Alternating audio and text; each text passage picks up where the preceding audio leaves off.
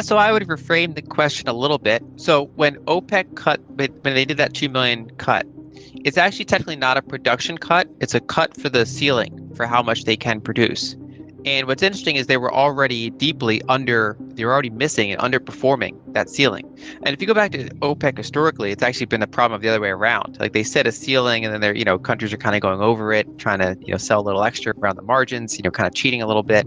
And so it's actually a matter of enforcing not going above it. Whereas in this environment, there's been the opposite where, the majority of OPEC countries or a bunch of OPEC countries are failing to even meet their ceiling.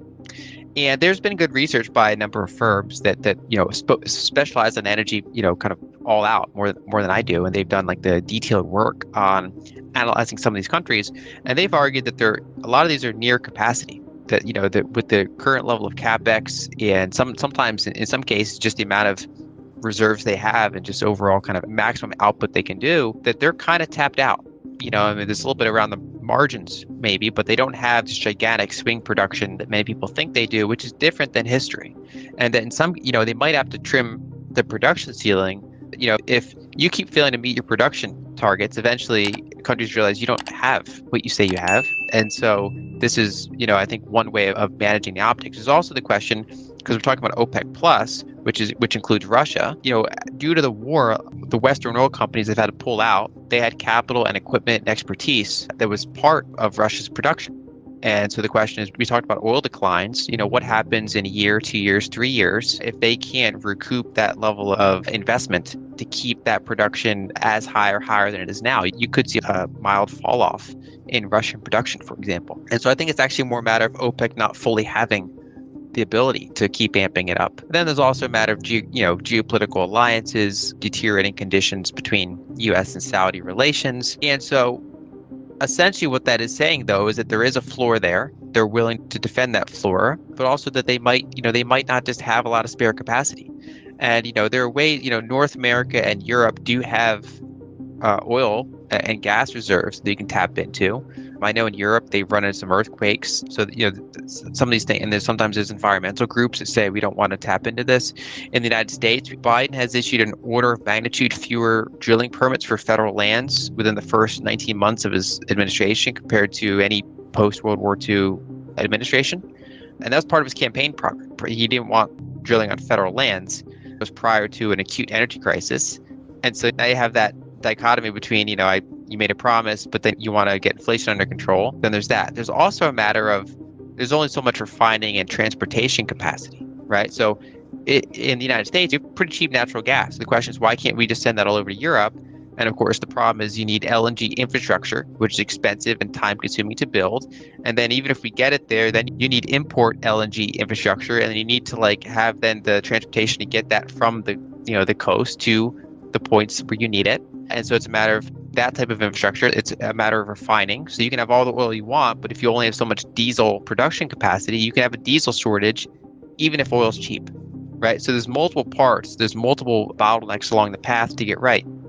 So one thing that North American or Europe, like Western countries can do, one is they could expand their exploration and production around the margins. They also can invest in more infrastructure, transportation, refining, things like that. In the United States, we've not added a new refinery in like 50 years. We've expanded existing refineries, and that's because they're not the most environmentally friendly sites, and there's always opposition. Not in my backyard, no more refineries. And it's like, well, there is a trade-off for that. Either you have to import more of that product, or you're going to have shortages and high prices of that product if demand does not fall off with your capped or slow growing supply.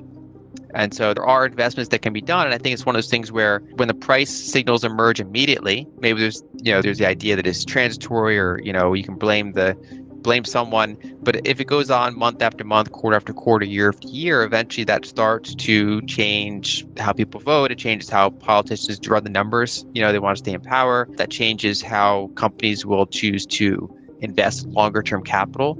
And they say, okay, this shortage is here to stay. Let me be a little bit more aggressive here now.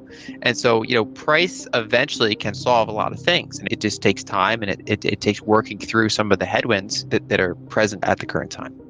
Yeah, there's been, both in the United States and in Europe, there's a problem with construction in general. It's just there's a lot of headwinds for doing it, and like you pointed out, there's not a lot of incentive to run on a campaign of stronger grids unless you're experiencing like rolling blackouts, right? So once the problem has to get severe before it becomes a voter issue, and at that point it takes years to fix, right? So that's just how that works. And like the funny stat that we have is, the United States, it took like a year to build the Empire State Building in the 30s. We can't build a skyscraper in a year now. We can barely build one in 5 years. If you try to build like high-speed rail, good luck.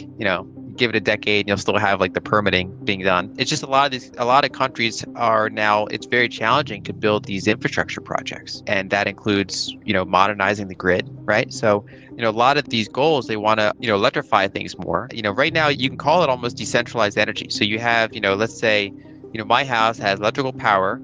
It also has a natural gas line, and then also my car goes to I get gasoline, which is a whole nother distribution point, right? So all there's 3 different energy distribution points that are basically going to my home and my consumption. And the idea is, if we want to fold that all into just electricity, right? So instead of using natural gas for my heating or my stove, a lot of communities are saying only electric now. So that gets forwarded into the electric power. And then they say, okay, now we want to do EVs, only electric vehicles. And so that whole like gasoline, transport infrastructure, that gets forwarded into the grid, right? And so then suddenly, instead of 3 different channels of energy, I'm relying on 1 channel of energy. Well, that better be a super robust type of energy, or energy transportation, electricity. Because if it's not ready for that, or if it goes down, everything goes down, instead of having 3 different types of energy. And so that's I think the challenge with this long-term plan of electrification, and also the ability, even outside of energies, the ability for kind of wealthy developed countries that already have a lot of infrastructure to build and replace that existing infrastructure. It's just a very costly, very bureaucratic, very, very challenging thing to do for a variety of reasons. If you cause a deep enough recession and suppress demand enough, if enough businesses shut down due to high energy costs, if you create enough unemployment to suppress wage increases, then you can cure inflation, but it's like cutting off your leg to fix the infection, right? It's like that's not what the patient asked for. What people really kind of mean when they say that, or like I think that what they should mean is, how can you get back to a period of disinflationary growth? And I think that's only possible once you fix the energy situation. And even then, there's some pressures. There's we had a multi-decade trend of globalization towards places like China, and that's stalling out, or in some cases reversing, just due to, one is demographics, and we've already filled that bucket now, and also there's of course geopolitical tensions and reasons and things like that.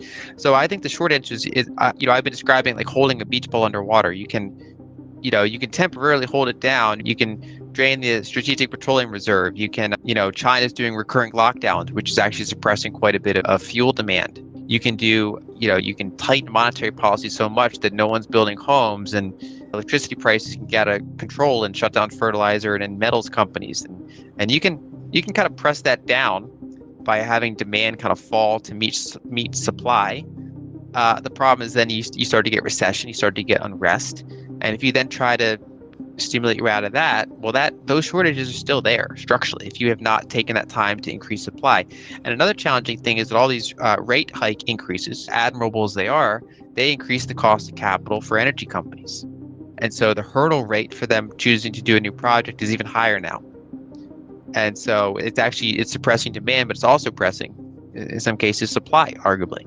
And so we're in an environment where until we grind through this, until we actually fix the energy situation, I don't think you're going to get disinflationary growth. Kind of balancing between either you're going to get inflation or you're going to get recessionary-like conditions with maybe lower inflation, but nobody wants that either.